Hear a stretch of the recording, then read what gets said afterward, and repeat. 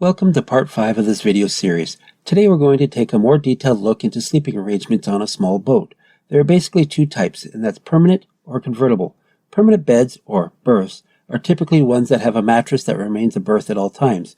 A convertible berth is one that spends only part of the time as a berth, and the rest of the time it might be a sofa or a dinette. On some smaller boats, I have seen people make convertible berths with an enclosed cockpit. I'm not really going to get into that today, as I'm going to make another series in the future on boat camping, and that definitely falls into that category. Convertible berths usually are not as comfortable as regular berths, because instead of mattresses, they use cushions with cracks in between them. Typically, I'm not a fan of these. However, on some small boats, it's either the only choice, or what they do include as a regular bed is too small or claustrophobic. A lot of small boats have very little headroom above the berth, which I personally have always had an issue with. You go to sit up and blam, you hit your head. There's always ways to make a convertible berth more comfortable. A couple examples are creating a custom-made fitted sheet to hold the cushions together so you don't slide in between them, or having a piece of memory foam cut to fit on top when it's made as a bed. However, you will still need a place to store that.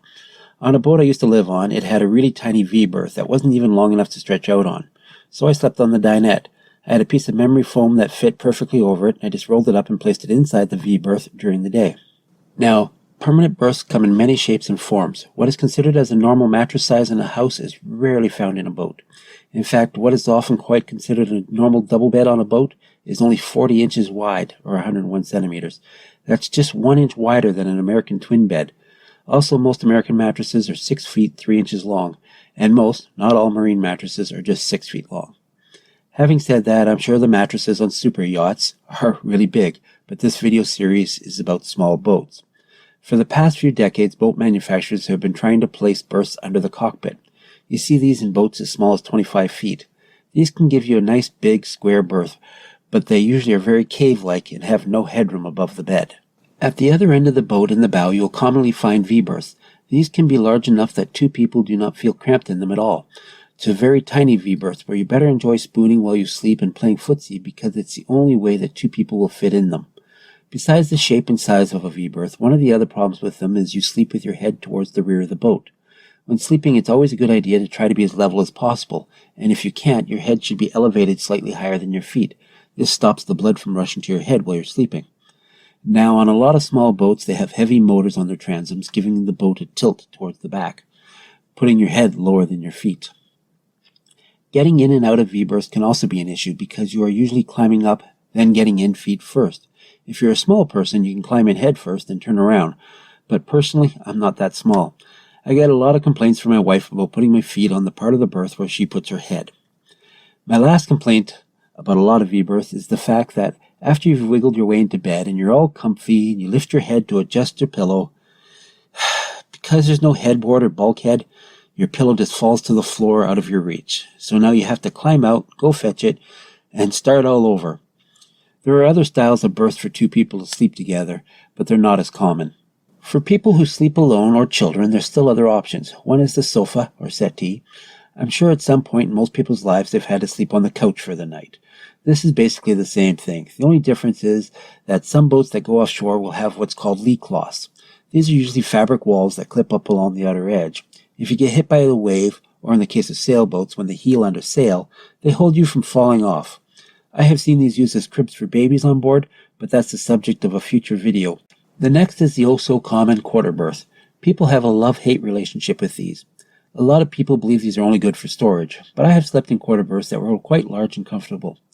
You do see tiny ones all the time, some which should not be allowed to be called a quarter berth. I did live on a 31-foot trimaran that had 2 quarter berths, each wider than a regular cot, and tons of space over top of them.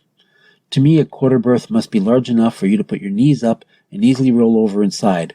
Also, the more upper body showing, the better.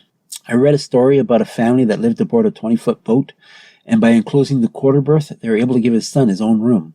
When I designed my current tiny 18-foot boat, one thing my wife and I wanted was a large square bed, even if it meant giving up a lot of cabin space.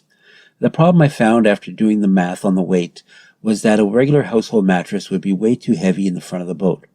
So what we found to fix this was we got a very good quality air mattress and 2.5 inches of memory foam. Then we covered it all with a fitted cover. It's surprisingly comfortable. We only have to add a bit of air about once a week, and it's easy to do. Now, our normal anchorage is usually extremely quiet, no boats around at night, but the odd time you get a wave or a wake, and when we do get hit, because of the air mattress, it does get amplified a little bit. You feel the wave a little bit more.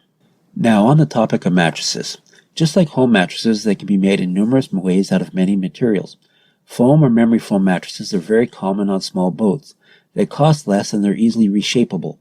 One thing that bugs me that a lot of boat manufacturers do is to cut costs by using low-density common foam. They look good in the showroom, but when you lie down on them, you sink all the way to the bottom. Plus, they eventually wear down.